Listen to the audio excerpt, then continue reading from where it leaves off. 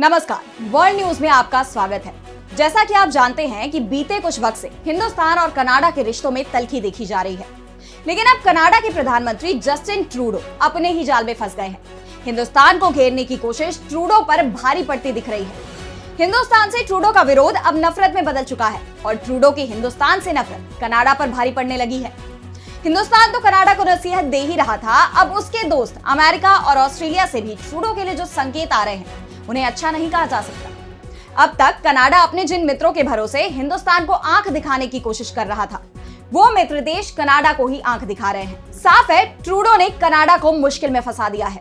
इस पर हम करेंगे चर्चा, लेकिन आइए जरा उन खबरों को भी देख लें जिन पर आगे होगी बात। इजरायली हमले में लेबनान में 100 की मौत। डोनाल्ड ट्रंप की जीत पर यूरोप में दिख रही है चिंता। और चलते चलते में बात करेंगे मौसम में बदलाव से डरा जापान।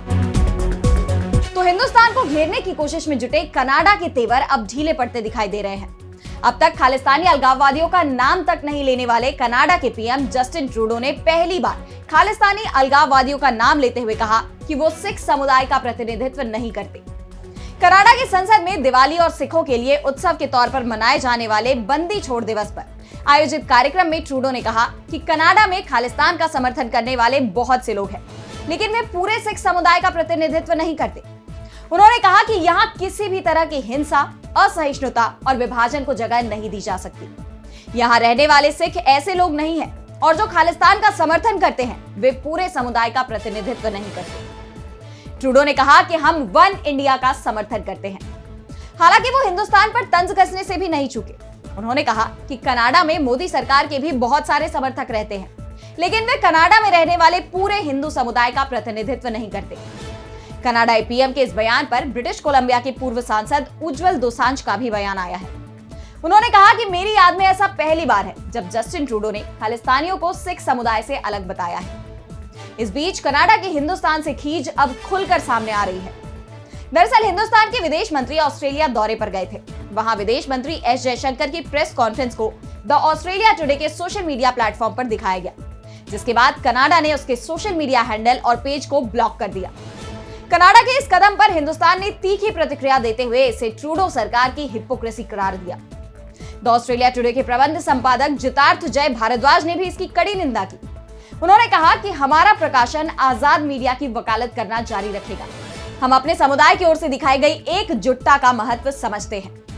सूचना की स्वतंत्रता और दर्शकों के विविध दृष्टिकोणों तक पहुंचने के अधिकार को बनाए रखने के लिए प्रतिबद्ध हैं।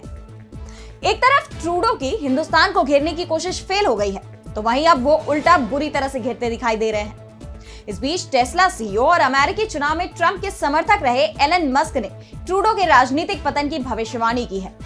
एलन मस्क ने सोशल मीडिया प्लेटफॉर्म एक्स पर लिखा कि जस्टिन ट्रूडो आने वाले इलेक्शन में विदा हो जाएंगे।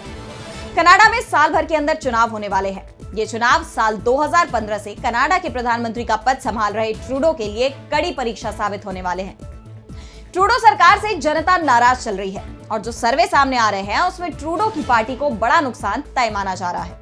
ट्रूडो की लिबरल पार्टी का मुकाबला कंजर्वेटिव पार्टी सहित new democratic party, block cube coins और ग्रीन पार्टी के साथ है। हाल ही में आए एक सर्वे में बताया गया है कि ट्रूडो की नीतियों से कनाडा की 68% जनता नाराज है। और अब बढ़ते हैं अगली खबर की ओर, जहां हम बात करेंगे अमेरिका की।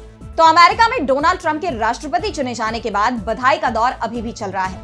राष्ट्रपति जो बाइडेन ने भी उन्हें बधाई देते हुए शांतिपूर्ण तरीके से सत्ता हस्तांतरण का भरोसा दिया। तो नतीजों के 2 दिन बाद रूस के राष्ट्रपति पुतिन का बयान भी सामने आया। उन्होंने बधाई देते हुए कहा कि रूस यूक्रेन युद्ध पर बातचीत के लिए वो तैयार है। लेकिन ट्रंप की जीत से यूरोप टेंशन में नजर आ रहा है। यूरोपीय संघ को डर है कि अमेरिका के राष्ट्रपति के तौर पर डोनाल्ड ट्रंप का रुख कई मामलों में यूरोप के खिलाफ हो सकता है। इस बीच खबर यह भी आ रही है कि फ्रांस और जर्मनी के एकजुट होने के आह्वान के बाद 50 यूरोपियन लीडर ने एक बैठक की, जिसके बाद अब 27 देशों ने जल्दी ही शिखर वार्ता करने का भी ऐलान किया है। इस बैठक में यूक्रेन के राष्ट्रपति जेलेंस्की और नाटो महासचिव मार्क रूट सहित लगभग 50 यूरोपीय नेता अमेरिकी राष्ट्रपति चुनाव में डोनाल्ड ट्रंप की जीत के बाद संबंधों पर पड़ने वाले असर का आकलन करेंगे। इसे लेकर यूरोपीय परिषद के प्रमुख चार्ल्स मिशेल का भी बयान सामने आया। उन्होंने कहा कि अमेरिका के साथ हमारा संबंध महत्वपूर्ण है और हम इसे प्रगाढ़ करने के लिए तैयार हैं। इस बीच नवनिर्वाचित अमेरिकी राष्ट्रपति डोनाल्ड ट्रंप ने चुनावी अभियान में अहम भूमिका निभाने वाली सुसान उर्फ सूजी विल्स को व्हाइट हाउस का चीफ ऑफ स्टाफ नियुक्त किया। विल्स व्हाइट हाउस की चीफ ऑफ स्टाफ बनने वाली पहली महिला होंगी। जनवरी में संभावित शपथ ग्रहण से पहले विल्स की नियुक्ति ट्रंप का पहला बड़ा फैसला है। जानकारों की माने तो व्हाइट हाउस में इस पद पर पहली बार किसी महिला को नियुक्त करके ट्रंप महिला वोटर्स के बीच बड़ा संदेश पहुंचाना चाहते हैं। कारण पूरे चुनावी कैंपेन के दौरान उन पर महिलाओं से संबंधित तमाम आरोप लगते रहे। साथ ही कई महिला सेलिब्रिटी ने ट्रंप के खिलाफ और कमला हैरिस के लिए प्रचार किया था।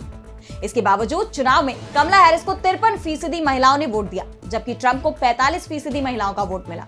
और अब अगली खबर में बात मिडिल ईस्ट की। तो अमेरिका में डोनाल्ड ट्रंप के राष्ट्रपति बनने के बाद दावा किया जा रहा था कि मिडिल ईस्ट में चल रहा युद्ध थम जाएगा, क्योंकि ट्रंप शांति की बात कर रहे थे। लेकिन ट्रंप की जीत का यहां उल्टा ही असर दिखाई दे रहा है। गजा के बाद इजरायल ने लेबनान पर हमले तेज कर दिए हैं। लेबनान की राजधानी बेरूत के इंटरनेशनल एयरपोर्ट को एक बार फिर निशाना बनाया गया। इसके अलावा बेरूत के अलग अलग हिस्सों और बिक्का घाटी में भी हवाई हमले किए गए। इन हमलों में 40 से ज्यादा लोगों की जान चली गई। 2 दिन के अंदर ही इजरायली हमले में लेबनान में 100 से ज्यादा लोगों की जान जा चुकी है। इस बीच हिजबुल्लाह की तरफ से भी लगातार पलटवार किया जा रहा है। लेबनान का दावा है कि इजरायल रिहायशी बिल्डिंगों को निशाना बना रहा है और इसके लिए कोई चेतावनी भी जारी नहीं की जा रही, जिसके चलते आम लोगों की जान जा रही है। इजरायली हमलों से पिछले 1 साल में लेबनान के 3000 से ज्यादा नागरिकों की जान जा चुकी है। इसमें से ज्यादातर की जान पिछले 6 हफ्तों से जारी इजरायल लेबनान जंग में गई है। जंग की वजह से लेबनान के 10 लाख से ज्यादा लोगों को घर छोड़ना पड़ा है। ज्यादातर लोग रिलीफ कैंप में शरण लिए हुए हैं। अब इन कैंप में भी जगह नहीं बची, लिहाजा समंदर के किनारे टेंट लगाकर लोगों को अस्थायी तौर पर रखा गया है। इस बीच हिजबुल्लाह चीफ नईम कासिम ने इजरायल के साथ सीजफायर के लिए बातचीत की इच्छा जताई है। उसने बातचीत से पहले इजरायली हमलों को रोकने के लिए कहा है। तो दूसरी तरफ गजा में भी इजरायली सेना बेत लाहिया तक पहुंच गई है। अभी तक आईडीएफ वहां सिर्फ बमबारी कर रही थी। इजरायल का दावा है कि इस इलाके में एक बार फिर हमास के समर्थक इकट्ठा होना शुरू कर दिए हैं। इस जंग में सबसे ज्यादा सवाल अमेरिका पर ही उठ रहे हैं। एक तरफ वो इजरायल से युद्ध रोकने के लिए कह रहा है, लेकिन इसके लिए इजरायल पर दबाव नहीं बना रहा, उल्टा उसे हथियारों से मदद पहुंचा रहा है। इस बीच इजरायल ने अमेरिका के साथ $5.2 अरब का एक रक्षा सौदा किया, जिसमें अमेरिका इजरायल को 25 एडवांस्ड F-15 फाइटर जेट देगा। इस समझौते में 25 अतिरिक्त विमानों का विकल्प भी शामिल है। साफ है, इजरायल के हमलों को लेकर अमेरिका का रवैया पूरे पश्चिम एशिया को चिंता में डाल रहा है। और अब चलते चलते में बात करेंगे पहाड़ से बर्फ गायब होने पर क्यों डर गया पूरा देश। तो जापान के माउंट फूजी से बर्फ गायब हो गई है। 130 सालों में ये पहली बार है जब फूजी पहाड़ से बर्फ नहीं दिख रही है। वैसे तो माउंट फूजी एक ज्वालामुखी है, लेकिन लंबे वक्त से ये निष्क्रिय है। फूजी में आखिरी बार 300 साल पहले विस्फोट हुआ था। आमतौर पर अक्टूबर की शुरुआत से मध्य तक इस पहाड़ की चोटी के आसपास बर्फ गिरती है। इस दौरान इसकी खूबसूरती अलग ही नजर आती है। कई पर्यटक इस समय पहाड़ को देखने आते हैं, लेकिन इस बार उन्हें निराशा हाथ लगी। माउंट फूजी पर बर्फ गिरी ही नहीं, जिसने जापान की सरकार को भी चिंता में डाल दिया। जानकारों का कहना है कि ये जलवायु परिवर्तन का नतीजा है। इस साल जापान में जून से अगस्त तक का तापमान औसत से 1.76 डिग्री सेल्सियस ज्यादा रहा, जिससे यहाँ रिकॉर्ड गर्मी दर्ज की गई और नतीजन फूजी पहाड़ से बर्फ गायब हो गई। आखिरकार लगभग 1 महीने की देरी के बाद पहाड़ की चोटी पर बर्फबारी अब शुरू हो गई है, लेकिन इस घटना ने जलवायु परिवर्तन को लेकर चिंता बढ़ा दी है। सिर्फ जापान ही नहीं, पूरी दुनिया में क्लाइमेट चेंज को लेकर चिंता जताई जा रही है। अलग अलग देशों में इसे लेकर कन्वेंशन आयोजित किए जा रहे हैं। क्लाइमेट चेंज को लेकर भारत की तरफ से भी अंतर्राष्ट्रीय स्तर पर आवाज उठाई जा रही है। जलवायु परिवर्तन पर संयुक्त राष्ट्र फ्रेमवर्क कन्वेंशन UNFCCC भी बनाया गया है। हर साल UNFCCC की तरफ से क्लाइमेट चेंज पर कॉन्फ्रेंस ऑफ पार्टी COP सम्मेलन आयोजित किया जाता है। इस साल अजरबैजान की राजधानी बाकू में 11 नवंबर से 22 नवंबर तक ये COP29 की बैठक आयोजित की जाएगी। तो आज इस वर्ल्ड बुलेटिन में इतना ही। अब मुझे दीजिए इजाजत और देश दुनिया की तमाम बड़ी खबरों के लिए जुड़े रहिए DB लाइव के साथ। नमस्कार।